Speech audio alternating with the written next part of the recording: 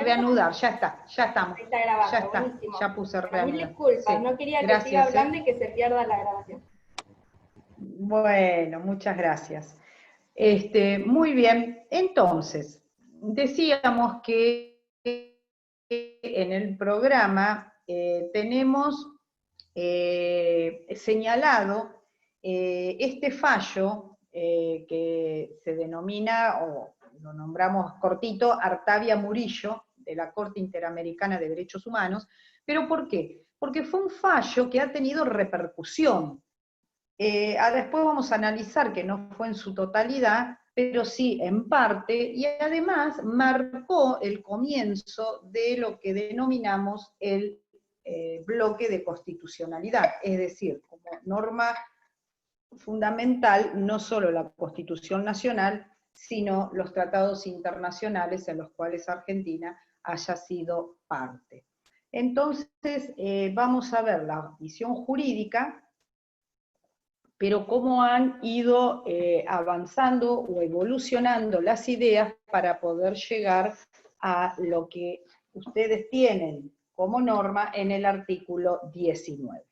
Entonces, vamos a... tengan el artículo a mano, yo voy a comenzar con la introducción, después voy a mencionar a alguno de ustedes para que lo lea, ¿sí? La dinámica de las clases nuestras va a ser de esta manera.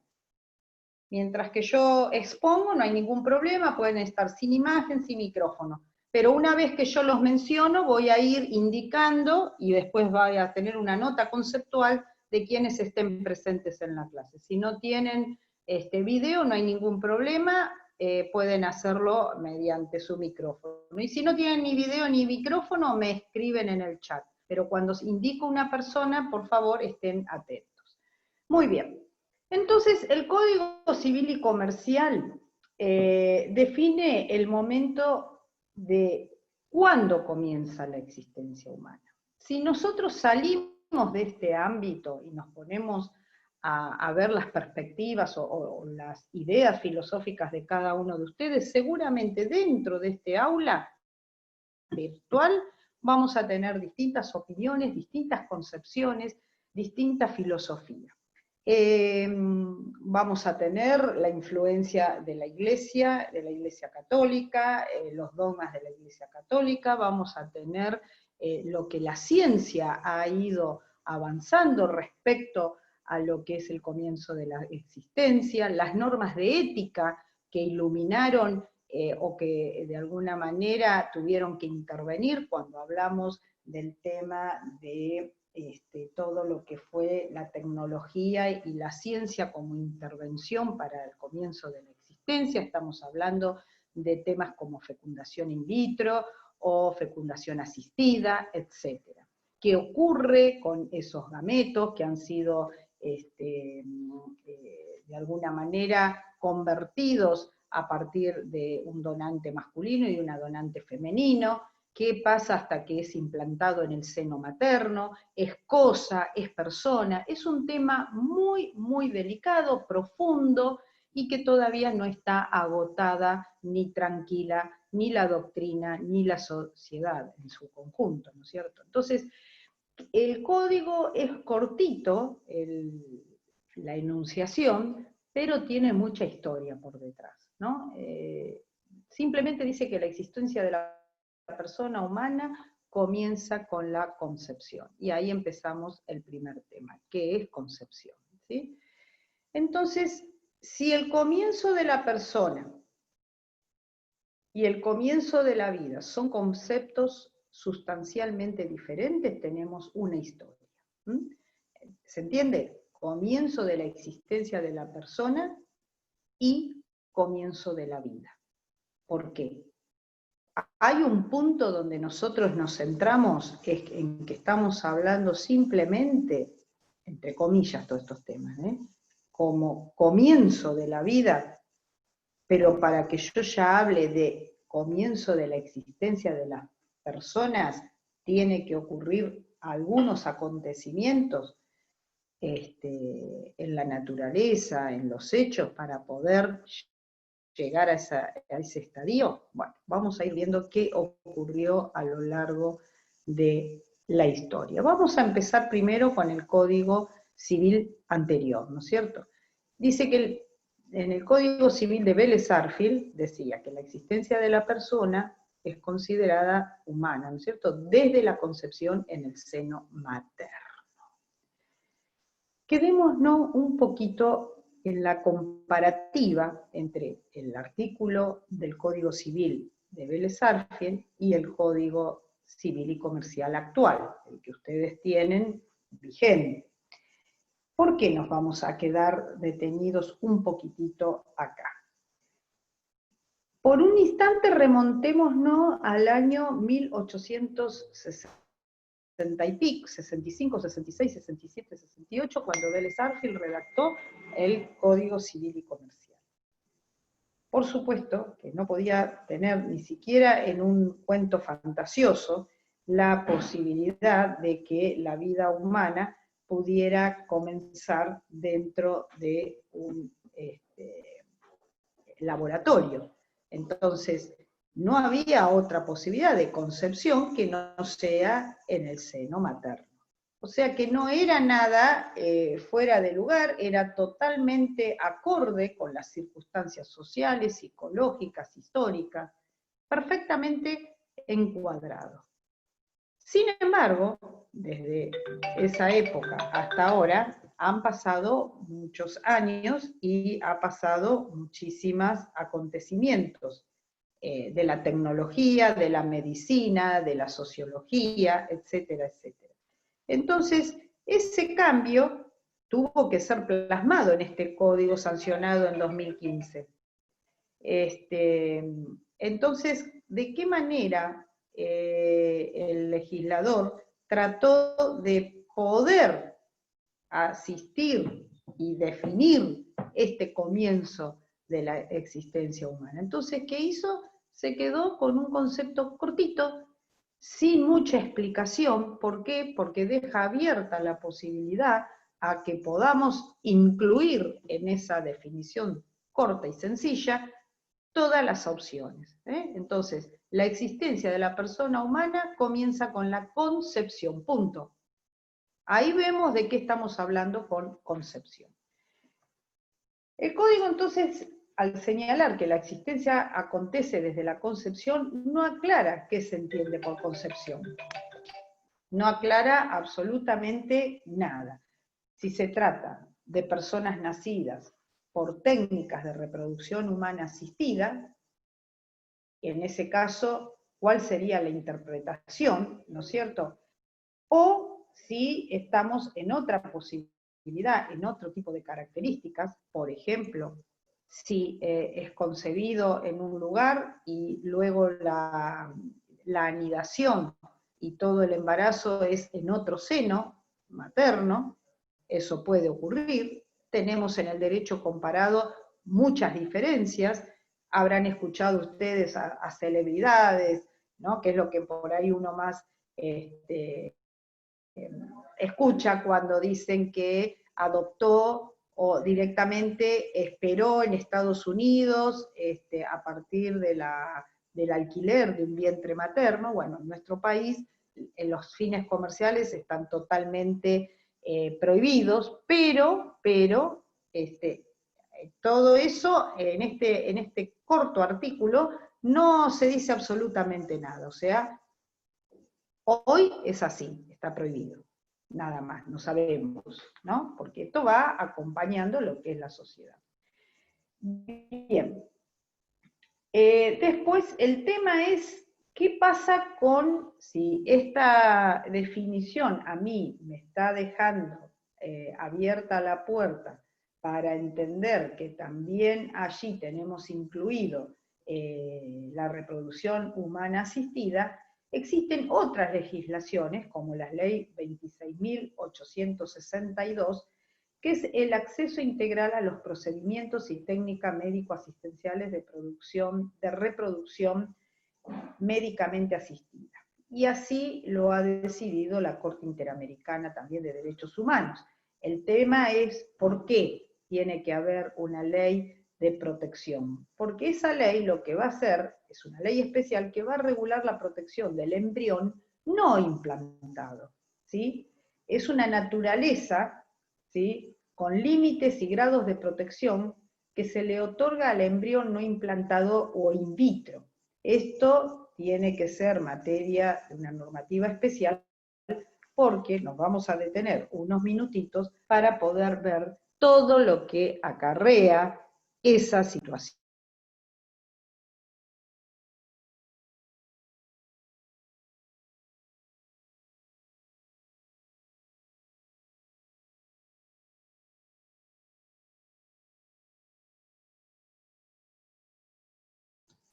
Bien, hasta acá entonces, ahora pregunto si vamos bien. Imaginemos por un segundo qué ocurriría si se cae una probeta o donde esté contenido este material genético que va a dar lugar al embrión.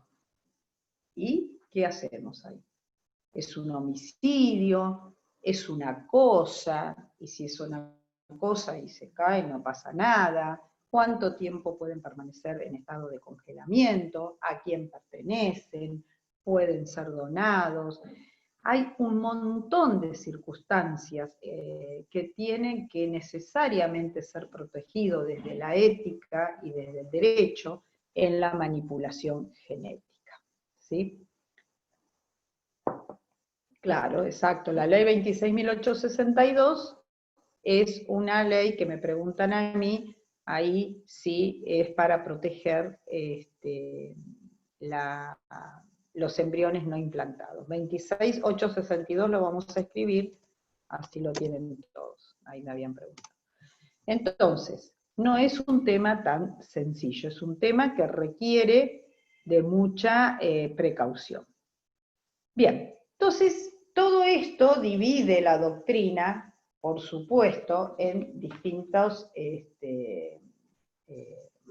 concepciones que van a tener una influencia también de tipo filosófica, doctrinaria y hasta moral. Una de ellas dice que la concepción es una singamia, es decir, un cigoto resultante de la unión de un óvulo y un espermatozoide. Allí ya tendríamos la concepción. No dice dónde, pero desde la unión, el solo hecho de que se haya producido el cigoto es suficiente para decir que arrancó la vida. En cambio, la Corte Interamericana de Derechos Humanos, en este fallo Artavia Murillo, afirma que el inicio de la persona comienza con la anidación del embrión en el útero de una mujer. No se preocupa si inicia su existencia en el útero. Puede ser que haya sido implantado, pero le da la entidad de persona humana cuando ese embrión ha sido anidado en el útero de la mujer. Muy distinta es la otra postura, porque si yo estoy diciendo que una vez que se formó el cigoto, yo ya tengo el comienzo de la persona humana, yo tengo dos situaciones jurídicas absolutamente diferentes, muy diferentes. Todo el régimen jurídico es diferente en una postura y en otra. Desde lo que implica, por ejemplo, los derechos sucesorios, hasta toda una cantidad de derechos, ¿no es cierto?, que asisten a la persona humana desde lo que sería su concepción.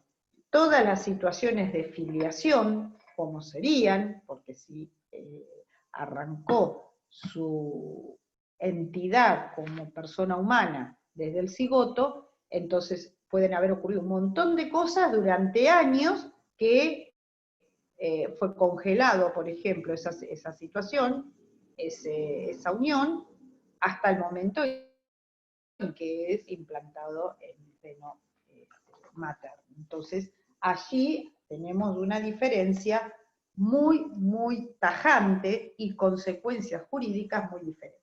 Vamos a ver este caso Artavia Murillo, que lo pueden encontrar en cualquiera de sus textos. Este es un caso que se dio de un matrimonio, justamente, con el pedido de la situación de embriones, contra el Estado de Costa Rica.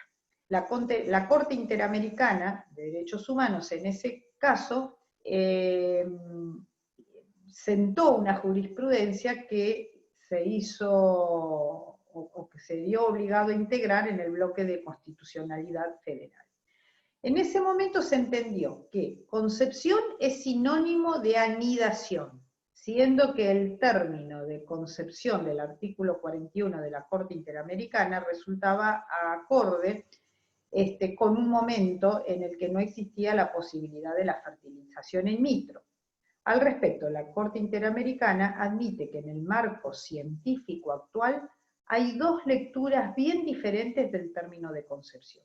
Una corriente entiende por concepción el momento de encuentro o fecundación del óvulo por el espermatozoide. Y la otra entiende por concepción el momento de la implantación del óvulo fecundado en el óvulo, inclinándose el tribunal por esta última, es decir, en el momento de la implantación en el útero. ¿Sí? La Corte Interamericana entiende que esta concepción debe ser interpretada de manera dinámica, en el sentido de que, a la luz de las pruebas rendidas en el proceso de Artavia Murillo, surge que el descarte embrionario ocurre tanto en embarazos naturales como en aquellos en los que se aplica la técnica de la fertilización in vitro, entendiendo que sería desproporcionado pretender la protección absoluta del embrión respecto a un riesgo que resulta común e inherente inclusive en los procesos donde no interviene la ciencia. ¿Qué quiero decir con esto? Y ahora nos detenemos un ratito. Cuando hablamos de esta manipulación de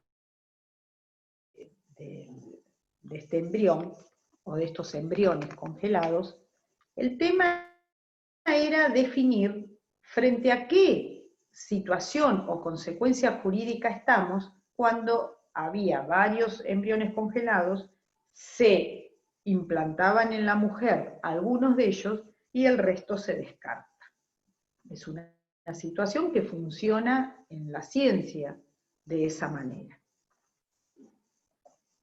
Entonces, este fallo de la Corte Interamericana lo que hace es, por lo menos, poner hasta el momento, porque esto es dinámico, una situación jurídica clara respecto a esa situación. Porque si eso no ocurría, era muy difícil llevar a cabo estas técnicas de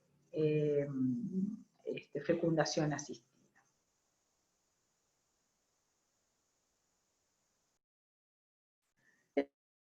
Entonces, actualmente, controversia, por ahora tenemos este fallo como orientador, ¿no es cierto? No podemos nosotros apartarnos de este fallo. Pero, ¿qué pasa? ¿Es obligatorio o no para la Argentina?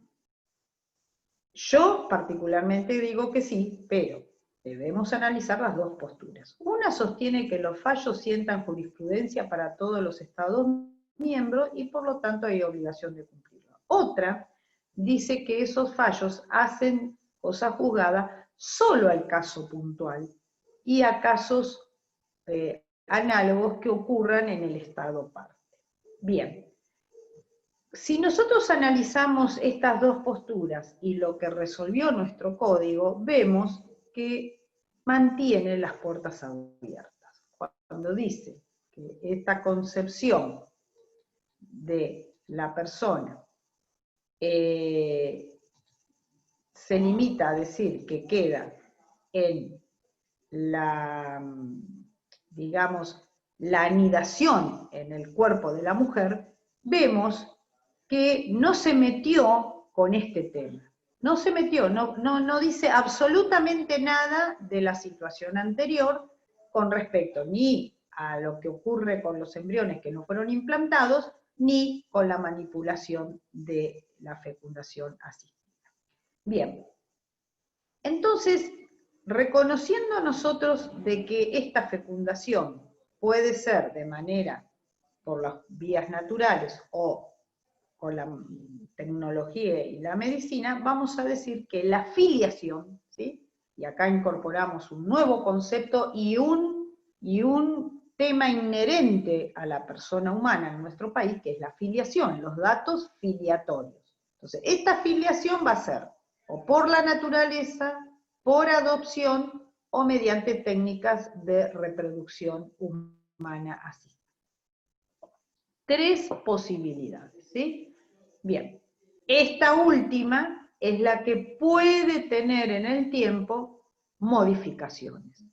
Ustedes habrán visto hasta novelas el año pasado, que había una novela justamente de varios padres, varias madres. Hoy la posibilidad jurídica de tener la responsabilidad parental se ha diversificado, ¿sí? Entonces, puede ocurrir que los donantes sean 2 personas, el vientre que lo haya anidado hasta durante todo el embarazo sea otra, que esa persona que haya otorgado su vientre finalmente no tenga nada que ver con la filiación, o sí puede tener que ver con la filiación. Todo eso ha modificado, digamos, estructuralmente lo que estaba concebido en el Código Civil de Vélez Sarsfield. Bueno, y la tercera categoría, que es por adopción, obviamente esto ya estaba previsto en el código anterior y actualmente, por supuesto, se mantiene. Pero todos estos temas los estudiamos hoy, pero seguramente que de acá hasta que ustedes se reciban y comiencen el ejercicio de su profesión, vamos a tener novedades. Bien, ¿qué ocurre con los procedimientos de fecundación asistida?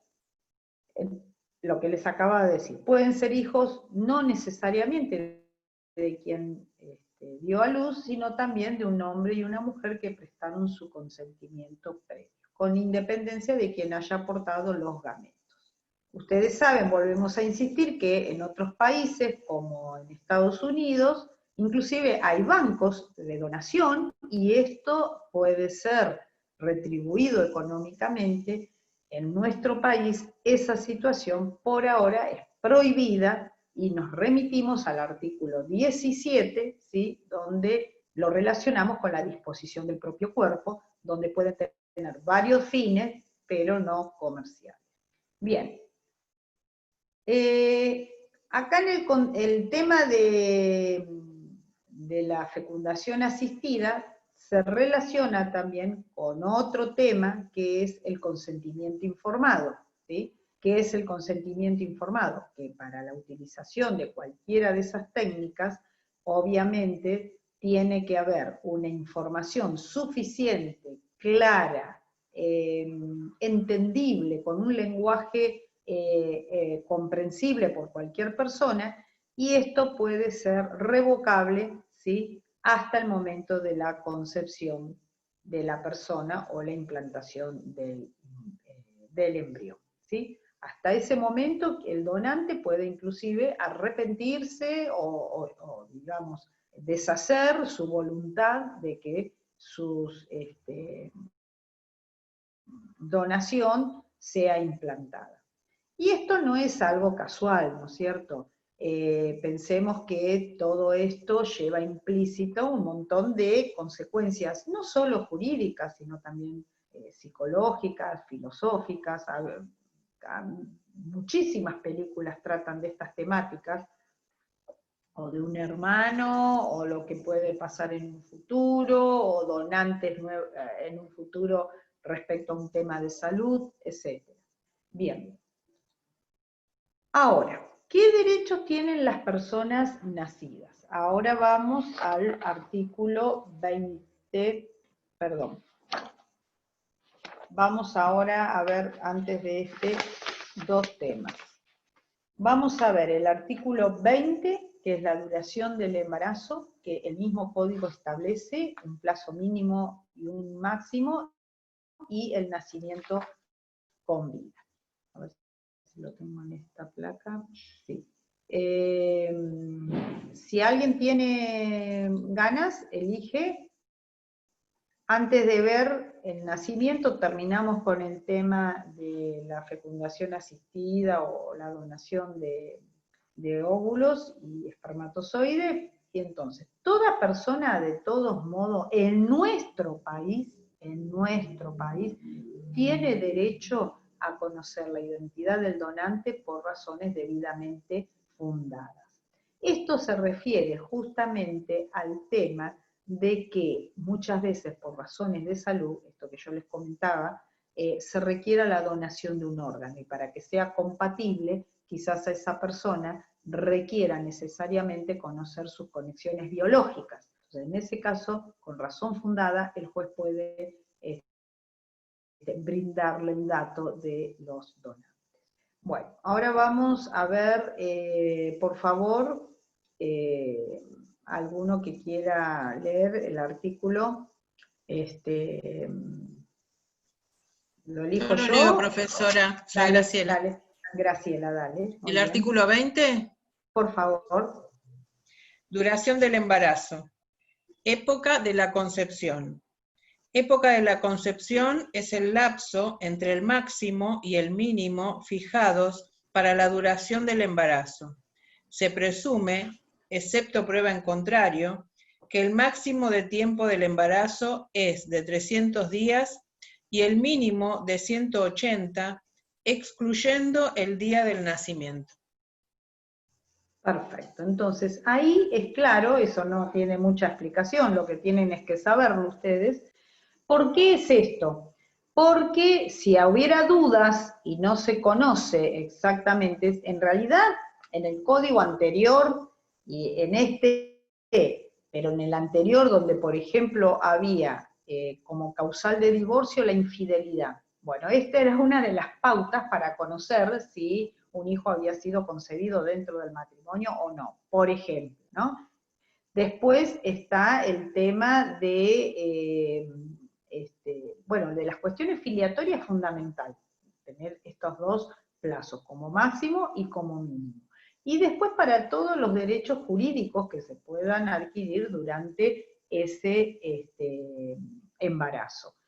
¿Por qué? Porque esto va ligado con el artículo 21. A ver, Ornelia Sposato, si lo podés leer. Hola, ¿qué tal? Sí. ¿Cómo te va? Nacimiento con vida.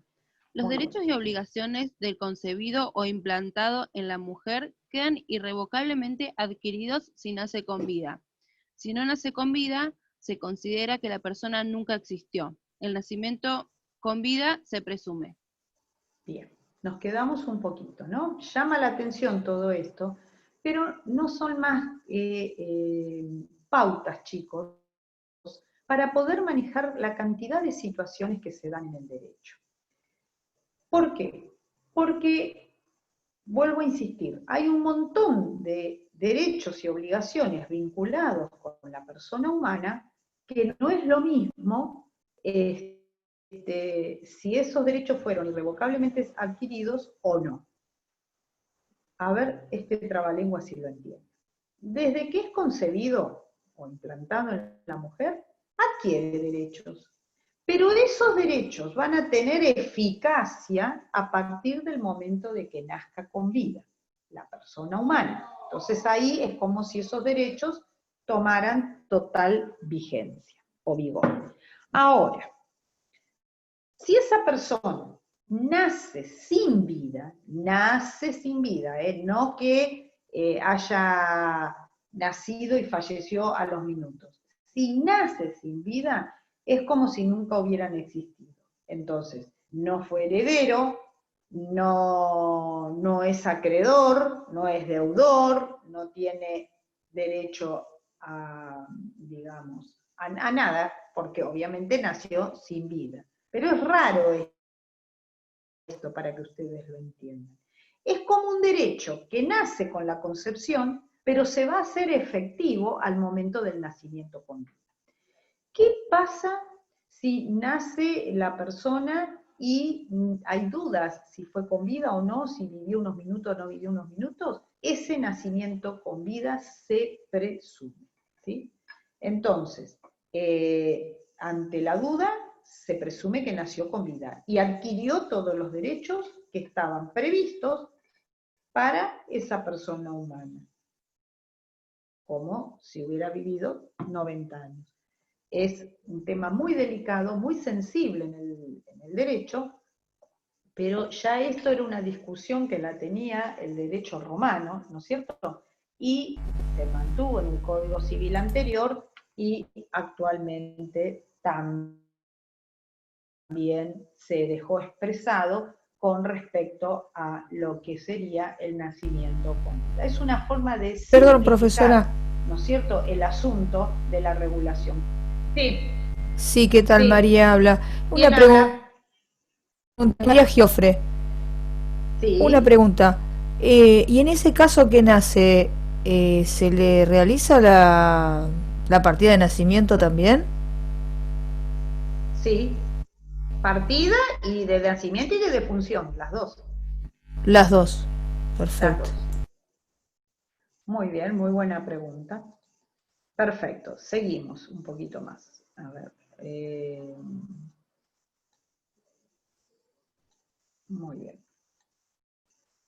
Bien, bueno, acá está lo del embarazo, que ya lo han leído, entonces el máximo de tiempo es de 300 días. Si supera los 300 días es porque el día de comienzo del embarazo es con posterioridad. Y 180 días es el mínimo. En los dos casos se excluye el día del nacimiento. Bien. No podemos dejar de mencionar a esta altura, donde ya hay facultades de derecho que tienen incorporada la materia, la materia de persona no humana, ya superando el tema de animal, de derecho animal, ¿no? Ya es persona no humana. Tuvimos un fallo en la Argentina, lo habrán escuchado el anteaño, de la orangutana en Mendoza, donde se le dio la categoría de persona no humana, con un derecho constitucional, y sujeto digamos, beneficiado con derechos fundamentales, y por eso se tuvo que dejar de lado su cautiverio y permitir la vida en el medio en que corresponda. A partir de ahí se tuvieron que cerrar todos los zoológicos, y tenemos países en Latinoamérica donde han avanzado mucho más, e inclusive hoy ya se está hablando de el tema de la naturaleza como sujeto de derecho. El ejemplo más claro es Ecuador, y Colombia también tiene un acceso a la justicia como un derecho colectivo, en protección ya sea de la persona no humana como de la naturaleza. Nosotros hasta ahora no lo tenemos en la norma, pero lo tenemos en una sentencia donde la orangutana Sandra, ¿sí?, fue determinado de esta forma, como la categoría de persona no humana. Bien, ¿qué artículos nosotros tenemos que vincular con todo lo que es esta unidad 7? Es importante que permanentemente nosotros tengamos a la luz el título preliminar.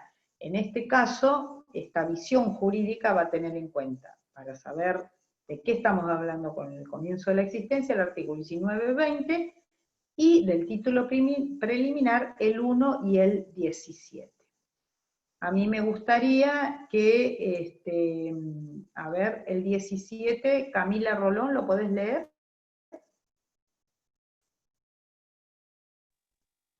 Hola, profe. Sí, ahí ¿Cómo lo te va? busco. Dale, gracias. Justo estábamos en la página en el artículo 21. Está bien, perfecto, lo tenés cerquita.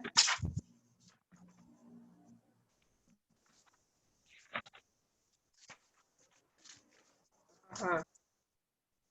Acá está. ¿Derechos sobre el cuerpo humano? Sí, por favor. Los derechos sobre el cuerpo humano o partes no tienen un valor comercial, sino efectivo, terapéutico, científico, humanitario o social, y solo pueden ser disponibles por su titular siempre que se rete alguno de esos valores, y según lo dispongan las leyes especiales. Perfecto. Bueno, esto lo vinculamos porque no podemos dejar de ver el tema de todo lo que sería manipulación genética. Muy bien, después lo vamos a volver a reforzar todo esto en la unidad 13. Bueno, seguimos. Nos vemos mañana, ya terminamos acá. Bueno, ¿alguna duda con este tema, chicos? Voy a sacar el... Ahí está. Bueno, ¿alguna duda? Bueno, el caso Artavia Murillo, si ustedes quieren, lo pueden leer completo o algún tipo de resumen del caso, pero es importante que lo lean porque para poder entender, porque para estudiar van a ver este artículo 19 que es tan cortito y uno pregunta bastante sobre cómo fue el antecedente, ¿sí? Cómo se llegó a esto. Bueno. Bueno, entonces nos vemos el jueves que viene, ¿puede ser? ¿Listo? Bueno, adiós chicos, suerte. Chao, gracias, profesora. Chao chicos, chao.